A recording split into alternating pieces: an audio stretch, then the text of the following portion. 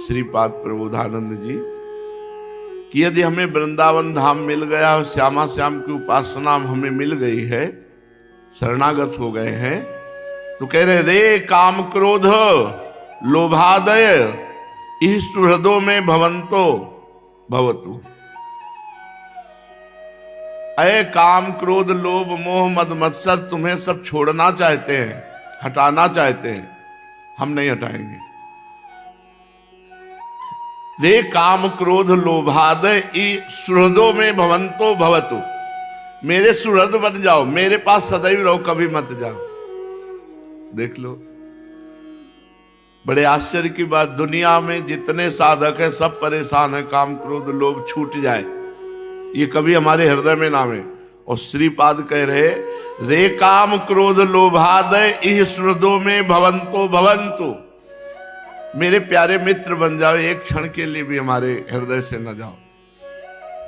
त्यज्या ना देह पातम सततमति क्षमालिंगय मानंदयंतु, जब तक मेरा शरीर रहे तब तक मेरे शरीर में काम क्रोध लोभ मोह मद मत्सर बने रहो, कभी मत छोड़ना, मेरे सुहृद हो जाओ।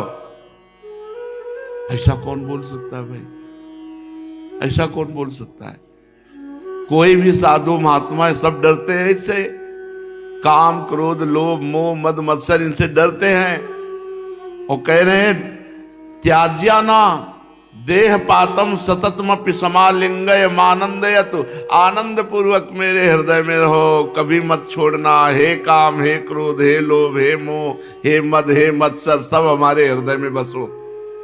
ऐसी बात हमने आज तक कभी नहीं पढ़ी, कहीं नहीं सुनी, कभी नहीं सुनी। दैवी संपदा हमारे हृदय में बसे और ये सब नष्ट हो जाए, बड़े दुष्ट हैं, ऐसा तो सुना है।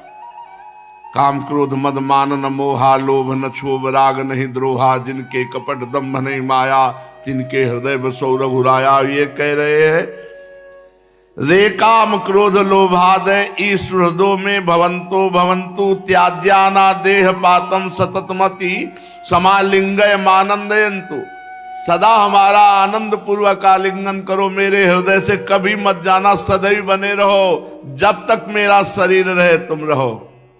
अब आगे की बात सुनो। चेष्टाभिश्चेन निजाभि कथमपि परमम बंधमा पाद्य वृंदावन, धन्येन केनाप्यति विरल तमे नाश्चते माम वस्तु। तुम अपनी चेष्टाओं से लोगों को बंधन प्रदान करते हो, मोक्ष में बाधा करते हो, मेरे हृदय में बने रहो, मैं वृंदावन के प्रताप से तुम्हारा भी उद्धार कर दूंगा। ये बात सर काम क्रोध लोभ तुम्हें कोई स्वीकार नहीं करता, आओ आजीवन मेरे हृदय में वास करो और मैं वृंदावन के प्रताप से तुम्हें भी पावन कर दूंगा। क्या पावन कर देंगे? काम माने कामना, कामना। प्रियाजू, कभी आप अपने कपोल में पत्रावली की रचना का अधिकार दीजिए, कभी आप अपने श्री चरणों की महावर रचना का अधिकार दीजिए, कभी सुंदर सैया रचना करूं, कभी आप ऐसे कामना। और क्रोध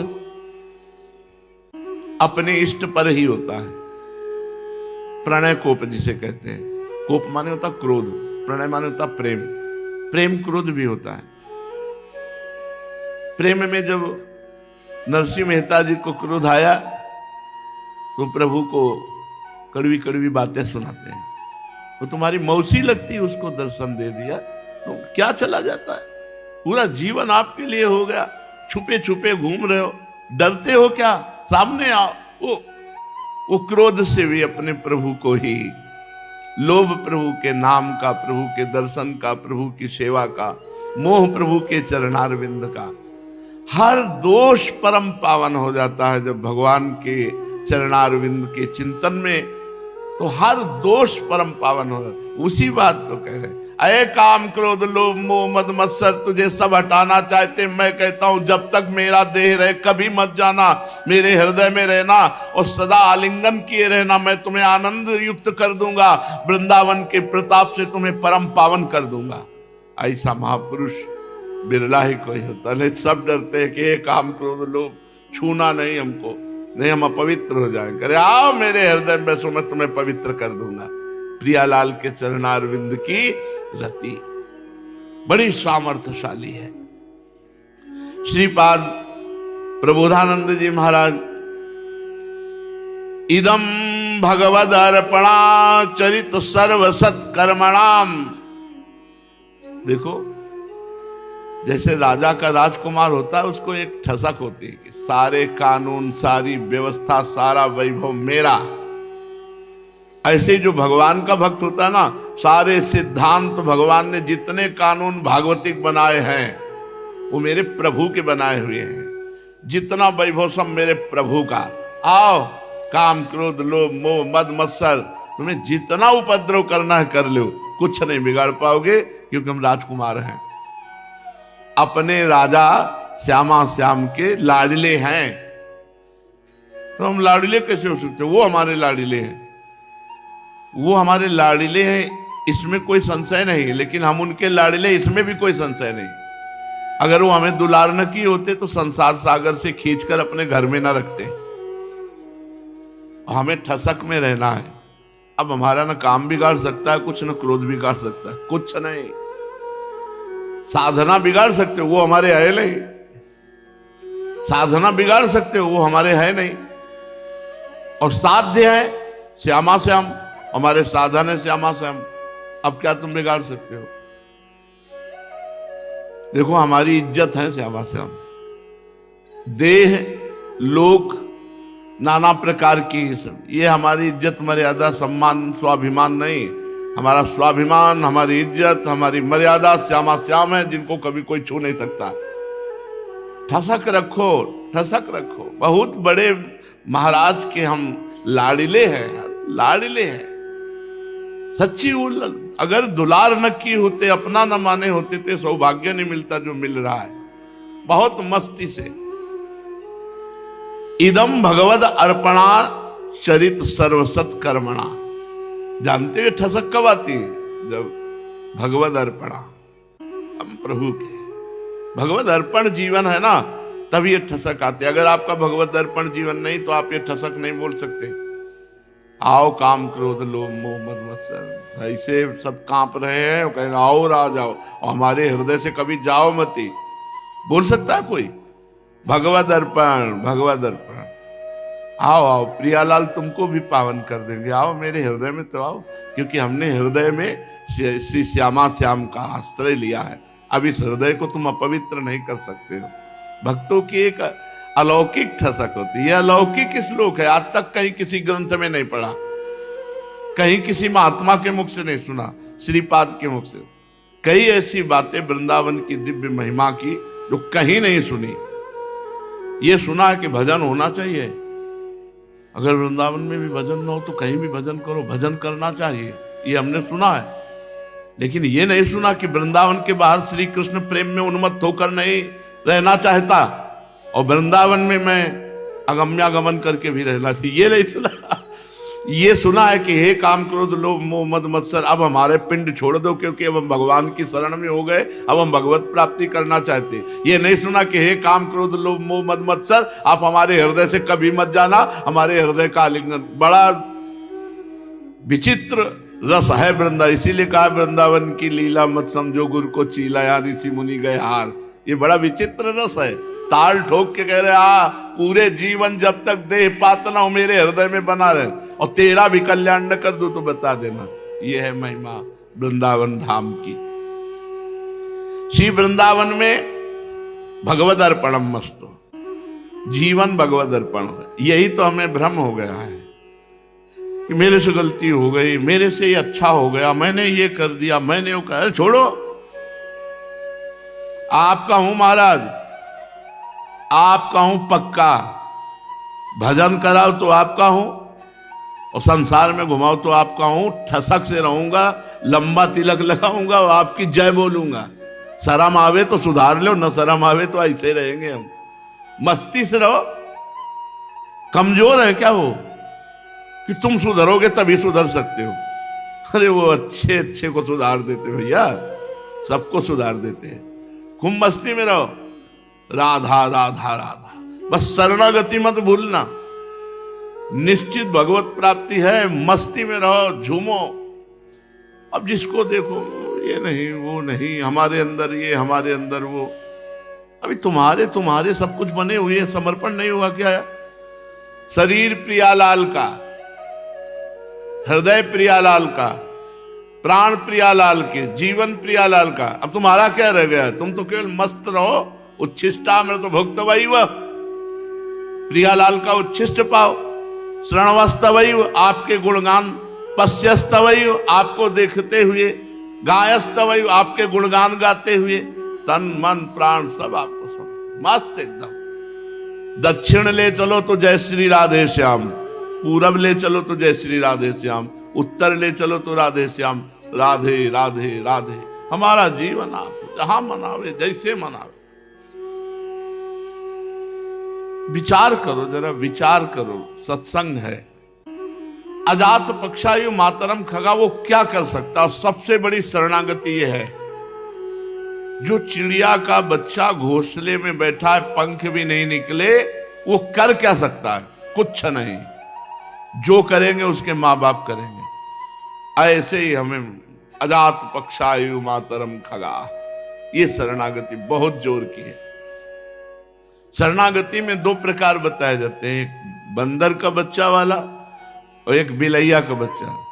बंदर के बच्चा की शरणागति है कि जब छलांग लगाना होगा तो बंदर ऐसे करता है, 1 सेकंड में इशारा दिया उसको, ऐसे बच्चा कस के पकड़ो, ना पकड़े तो धम्म से गिरे।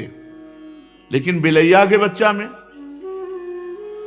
मुंह में दबा करके वो ले जाती है, जहां रखना रख दो, ये बढ़िया लगा, जहां तुम्हें रखना रख दो, इशारा विशारा से कुछ फर्क नहीं पड़ना। वो इशारा करते हैं, वो विवेकवान साधक है जो शरणागत बंदर के बच्चा वाला है। भगवत इशारा करते, इस समय माया का प्रश्न हुआ, निकलो, हमें कस के पकड़ लो, हमारा चिंतन गाढ़ करो। लेकिन जो पूर्ण शरणागत बिलैया बच्चा वाला है, उसे कहे माया का चक्कर आया है, हमको कस के स्मरण करो, वो पैर फैला के बैठे रहे। जहां तुम्हें ले चलना हो उठा के ले चलो, जहां ले चलोगे वही ले चलो। ये बहुत बढ़िया है। जब बिलैया का बच्चा बन गए तो फिर हमारे माई से आमाजू को राज, हमारी लाडली जू, बस इसके आगे मत बोलो, मेरे से ये नहीं बनता, मेरे से वो नहीं बनता, मेरे से नहीं बनता। अरे बनना हमारा सब कुछ बन गया। देखो, हमको एक लाल स्वामी योगी मिले थे गंगा के किनारे, रात्रि में लगभग 8-9 बजे उनका योग साधन संपन्न होता था, तब उनके दर्शन होते थे। तो हम और लेट गए, तो अकेले मिले। तब जब देखा, ऐसे नवयुवक अवस्था थी, पास बैठा, पहले शब्द, और हमारे था कि एक डायरी में पेन रखते थे, महापुरुषों जब मिलते थे बाहर निकल के पूरा स्मरण में टेप कर लेते और बाहर एक एक सूत्र लिखते। छोटी डायरी में आज भी लिखा हुआ है। जो ही गए से बोले, जैसा तुम्हें बनना है वैसा सोचो, जैसा सोचोगे वैसा तुम बन जाओगे। पहला सूत्र लिखा, जैसा सोचना है वैसा ही हमको बनना होगा, और जैसा बनना है वैसा ही हमको सोचना होगा। हमारी सोच वही होनी चाहिए। बहुत जोर की बात है, बिल्कुल बेपरवाह हो जाओ। अगर परवाह करते हो तो तुम शरणागति में कलंक हो, अपनी परवाह करते हो तो शरणागति में कलंक हो। बेपरवाह, काहू के बल भजन को काहू के आचार, व्यास भरोसे कुंवर के सोवत पांव पसार। आप इतना समझ लो, एक माँ में वात्सल्य है। भगवान वात्सल्य सिंधु पूरी सृष्टि में माँ जितनी है वो एक अंश से है, और इस सृष्टि में एक अंश में एक माँ के अंदर वात्सल्य होता है। 4 लड़के हो, एक वकील हो, एक जज हो, एक और बहुत बढ़िया व्यापारी हो, एक मक्खी भी न उड़ाता हो। मैया का सबसे ज्यादा ध्यान किसकी तरफ जाएगा? आप विचार करके देखो। जो मक्खी भी नहीं उड़ाता है, एक पैसा नहीं कमाता है और ऊपर मक्खी बैठी हो तो भी नहीं उड़ाता है, तो आंचल से आके वही मक्खी उड़ाएगी। और सारा चिंतन उसी के, वो तो वकील भैया, वो जज है, वो व्यापारी है, लेकिन ये गंवार किसी काम का नहीं, इसको तो हम खवाएंगे तो खाएगा, नहीं खवाएंगे तो नहीं खाएगा। ऐसी शरणागति चाहिए। वो माँ का चिंतन करे न करे, माँ रात दिन उसका चिंतन करती है। करो सदा तिनके रखवारी, जिम बालक राखे महतारी। हम प्रभु के शरणागति के भाव को नहीं समझ पाते से मस्त रहो यार। अगर हमको प्रभु की शरण में भी होकर आय आय करना पड़ा तो मतलब क्या रहा शरणागत? और हम तो शरणागत हुए नहीं, हमको तो शरणागत कराया गया। खुद शरणागत। जब इतने बड़े मालिक ने हमको ले लिया गोद नामे में, तो पूरी विश्व ब्रह्मांड की संपत्ति हमारी। अरे अनंत ब्रह्मांडों का ऐश्वर्य जिसके एक संकल्प से रचा गया, वो परमात्मा हमारी स्वामिनी जी के अधीन है। जाके अधीन सदा ही सामरो, या ब्रज को सिरताज हमारे माई श्यामा जू को राज। तत्तेनुकंपाम सुस्मी क्षमाणो, इसका अर्थ है जो हर समय अनुभव करता रहता है मैं प्रभु की शरण में हूं तन मन वचन से, और हमारे ऊपर भगवान की बड़ी कृपा है, और जो दुख सुख आवे उसे हंस के भोग लेता है आनंद मंगल, वो प्रभु की संपूर्ण परम पद के अधिकारी ऐसे हो जाता है जैसे पिता की प्रॉपर्टी पर पुत्र का अधिकार। समझो, हम कोई लगाए जोड़े के हैं क्या प्रभु के? भैया हम नहीं मानेंगे कि प्रभु के हैं तो हम प्रभु के नहीं हैं।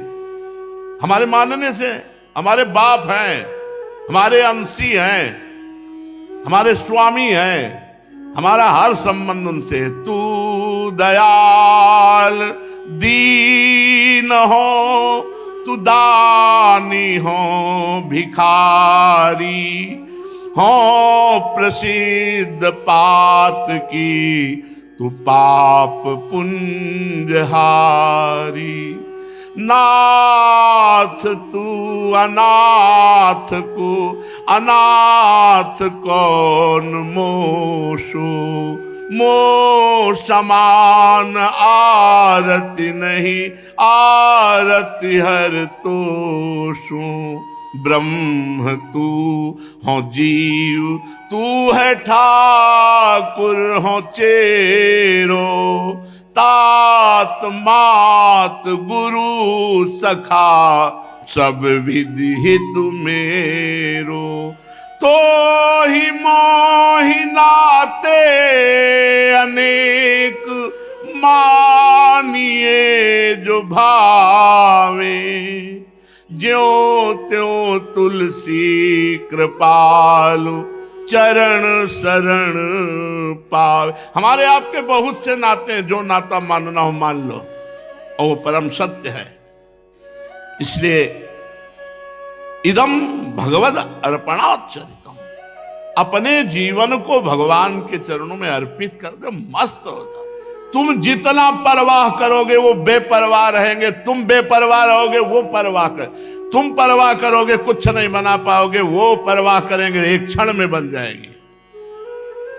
मेरे बनाए ना बनेगी कोटि कल्प लो, आपके बनाए बनेगी पल पाओ। शरणागति, यदि शरणागत हो तो ठसक लाओ, गर्व करो इस बात का, हमारे श्यामा श्याम स्वामी। बस क्या फर्क पड़ता है? हमारे तो पूज्य जन है, गुरुजन है, करे आओ काम क्रोध लोभ हमारे हृदय में बसे रहो। क्यों? अब हमें फिक्र है क्या? बहुत बड़ी सत्ता से हम जुड़े हुए हैं, वो तुम्हें भी परम पावन प्रेममय कर देंगे। सर्वसत कर्मणाम भगवत अर्पणम चरितम, सारे कर्म भगवान को अर्पित कर दो। जब हमसे एक ने पूछा कि पाप कर्म भी भगवान को अर्पित कर सकते हैं क्या, तो लॉकर में कबाड़ जमा करते हो क्या? बैंक में, बैंक के लॉकर में इधर उधर के जो पड़े हुए कबाड़ है जमा करते हो क्या? वही कबाड़ ही मिलेगा जो जमा करोगे। भगवत अर्पण जीवन में पहली बात है, पाप कर्म बनते नहीं। और दूसरी बात, अगर कहीं कुसंग वसात पूर्व जन्मों के संस्कार वसात कुछ ऐसा हो जाता है तो तत्काल भस्म हो जाते हैं। कैसे? उसका हृदय जलता है। ऐसा क्यों हो गया?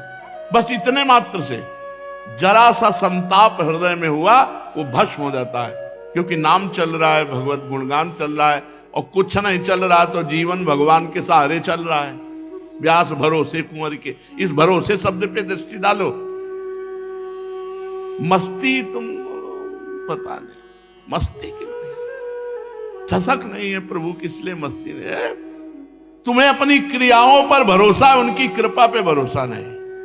विचार करो, तुम कोई भागवतिक क्रिया कर लो तो फूले घूमोगे, हमने ये कर लिया, तुम्हें उस पर भरोसा है, और हमने उनका वर्ण किया, इस पर भरोसा नहीं है।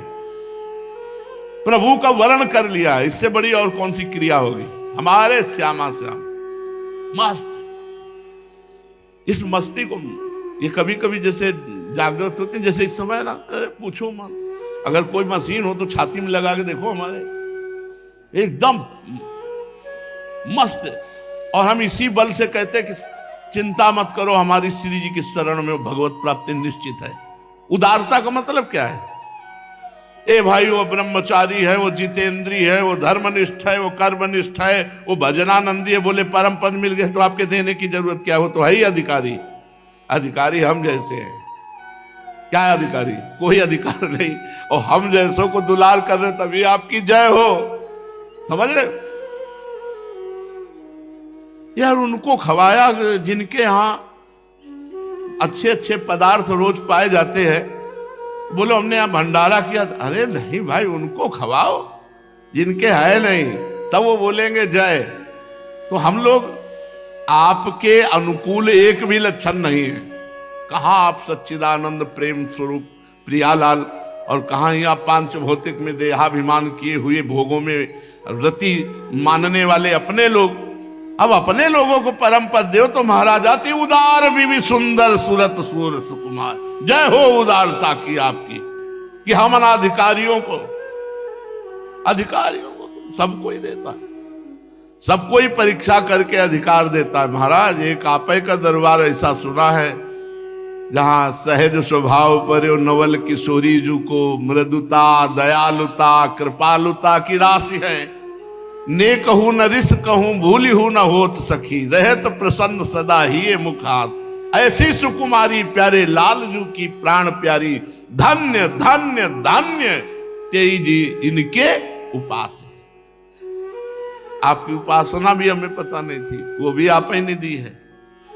मस्त भगवत अर्पण। जब कभी तुम्हारे विकार आवे, जब तब कभी हे भाव आवे, जब कभी ऐसा आवे कि पता नहीं मेरा कल्याण होगा कि नहीं होगा, उसी समय सोचो मैं श्री जी को अर्पित हूं। आपको इतना विश्वास है कि 4 रोटी दाल कढ़ी चावल और मिठाई हम अर्पित करते हैं, पर्दा लगाते हैं, इसके बाद आप बड़े श्रद्धा से प्रसाद लेते हैं ना।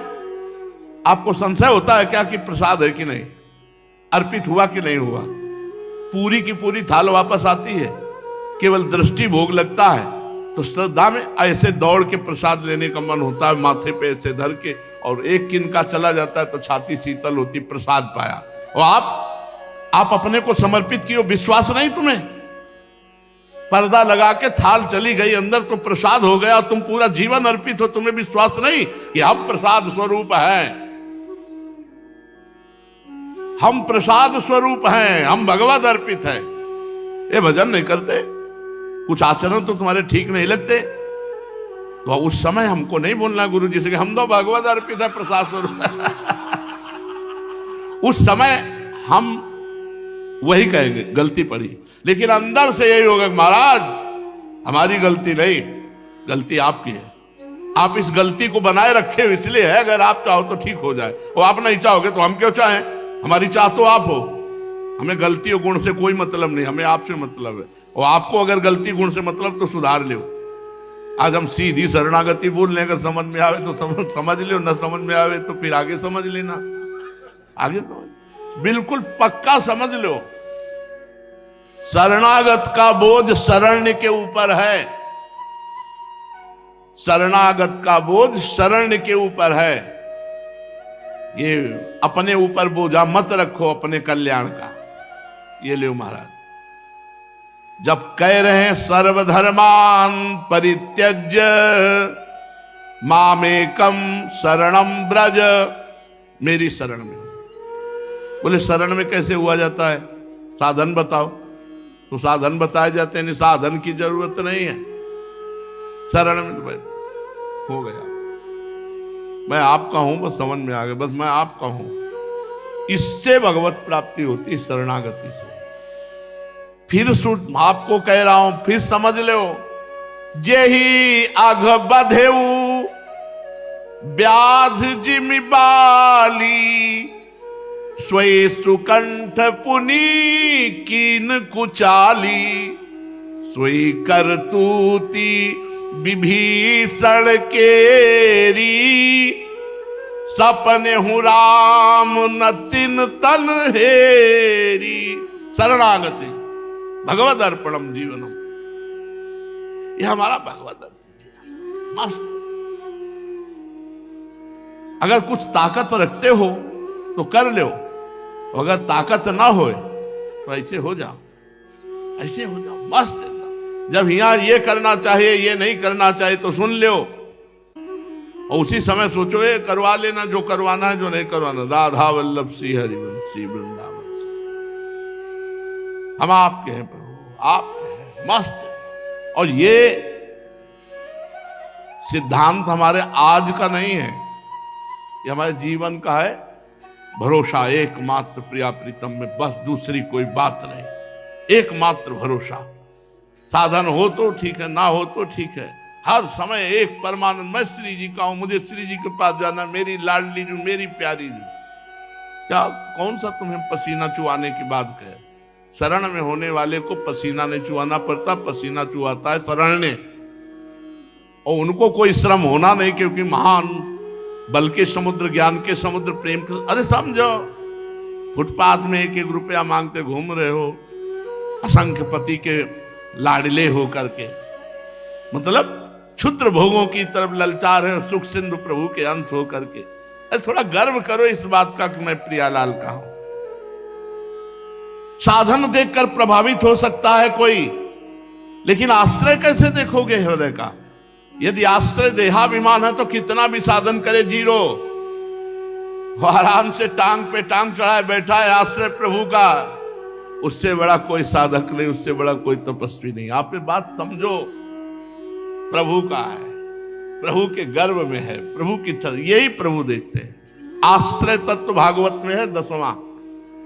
आश्रय सबसे बड़ी वस्तु है, हम बार बार बता रहे हैं, इसको समझ लो। ये कलिकाल है, तुम्हारे बनाए नहीं बनेगी, बनेगी उन्हीं के बनाए, तो उन्हीं के गले पड़ जाओ।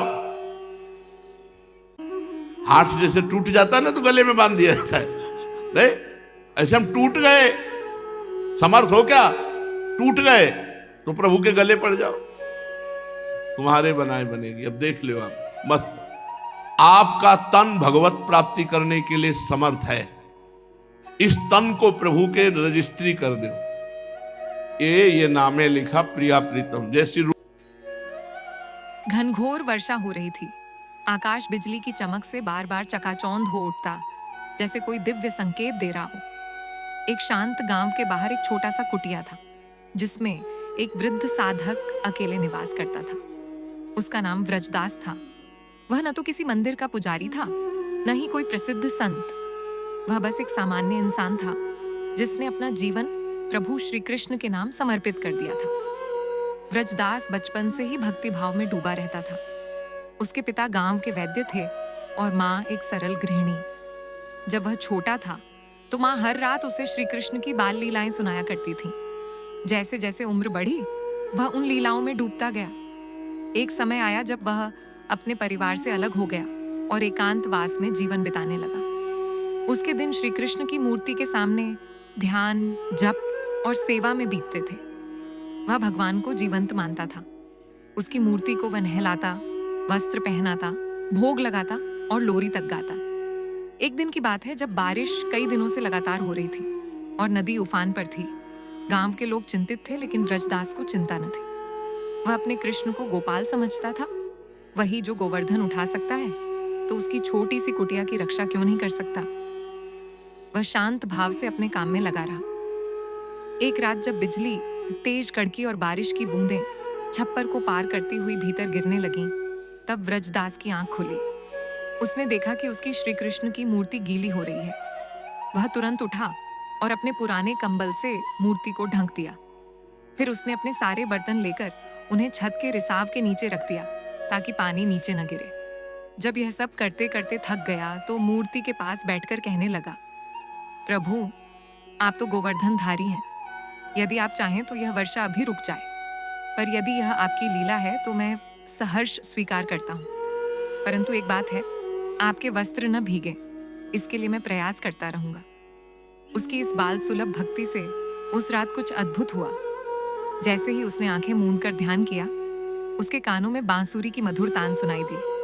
वह चौंका नहीं, उल्टा मुस्कुराया और कहने लगा, आ गए तुम, मेरे कान्हा। उसे लगा जैसे कोई उसके चारों ओर घूम रहा हो। वह अब ध्यानस्थ था। वह देख रहा था एक बालक नीले रंग का, जिसके सिर पर मोरपंख मुकुट था, उसके सामने खड़ा था। वह मुस्कुरा रहा था और उसकी आंखों में ऐसा तेज था कि पूरी कुटिया प्रकाशमान हो गई। कान्हा ने कहा, व्रजदास, तेरी भक्ति ने मुझे बांध लिया है। तू एक पल को भी मुझे अकेला नहीं छोड़ता। तेरे इस प्रेम से मैं बहुत प्रसन्न हूँ। तूने जो स्नेह दिया वह मुझे मथुरा में नहीं मिला, न ही द्वारका में। व्रजदास की आंखों से अश्रुधारा बहने लगी। वह बोला, प्रभु, आप मेरे पास आए, ये मेरे जीवन का सबसे बड़ा सौभाग्य है। कृष्ण मुस्कुराए, मैं सदा तेरे पास हूँ। तू ही मुझे हर बार बुलाता है अपने प्रेम से। पर आज मैं तेरे कुटिया को आशीर्वाद देने आया हूँ। ये कभी नष्ट नहीं होगी, और तू जो मुझे बालक की भांति सेवा देता है, उसे मैं सदा स्वीकार करता रहूंगा। इतना कहकर कृष्ण अदृश्य हो गए। व्रजदास को लगा जैसे वह स्वप्न देख रहा था, पर उसके कंबल पर कुछ छोटे छोटे कमल पुष्प थे जो उस कमरे में पहले नहीं थे। उसकी कुटिया से वर्षा धीरे धीरे रुक गई, और जब अगली सुबह गांव के लोग आए तो चकित रह गए कि सब कुटियां भीग गई थीं। केवल व्रजदास की कुटिया में सूखापन था और उसकी मूर्ति पर कमल की माला पड़ी थी। इस घटना के बाद व्रजदास की ख्याति फैल गई। लोग उससे मिलने आने लगे, लेकिन वह अब भी पहले जैसा ही था, साधारण, शांत और कृष्णमय। जब कोई उससे पूछता कि क्या सच में भगवान उससे मिलने आए थे, वह बस मुस्कुराकर कहता, जिसके हृदय में विश्वास है उसके लिए भगवान तो सदा यही हैं। बाहरी आंखें उन्हें नहीं देख सकती, परंतु अंतरात्मा का प्रेम उन्हें खींच लाता है। समय बीतता गया और व्रजदास वृद्ध होता गया। एक दिन वह मौन ध्यान में बैठा था और उसके चेहरे पर एक दिव्य आभा थी। उसके आसपास बैठे लोगों ने देखा कि वह बिना किसी पीड़ा के मुस्कुराते हुए शरीर छोड़ गया। उस समय वहां के वृक्षों से पत्ते नहीं झड़े, बल्कि फूल बरसने लगे। लोग कहते हैं कि उस दिन कुटिया के पास फिर वही बांसुरी की तान सुनाई दी थी। आज भी उस स्थान पर एक छोटी सी समाधि है जिसे लोग व्रज धाम कहते हैं। वहां कोई मूर्ति नहीं है, कोई बड़ी चमत्कारिक बात नहीं, बस एक शांत स्थान जहां हर भक्त बैठकर अनुभव करता है जैसे कोई उसकी आत्मा से बात कर रहा हो। कहते हैं जो वहां सच्चे मन से श्री कृष्ण को पुकारता है, उसके हृदय में किसी न किसी रूप में कान्हा प्रकट हो ही जाते हैं। क्योंकि भक्ति सिर्फ शब्द नहीं, वह एक ऐसा सेतु है जो आत्मा को परमात्मा से जोड़ता है। व्रजदास ने यह सेतु प्रेम से बनाया था, तो निष्काम, निर्मल और निष्कलंक भक्ति से। वही भक्ति आज भी लोगों को वहां खींच लाती है, बिना किसी प्रदर्शन के, बस प्रेम में लीन होकर अपने प्रभु से मिलने की आस में।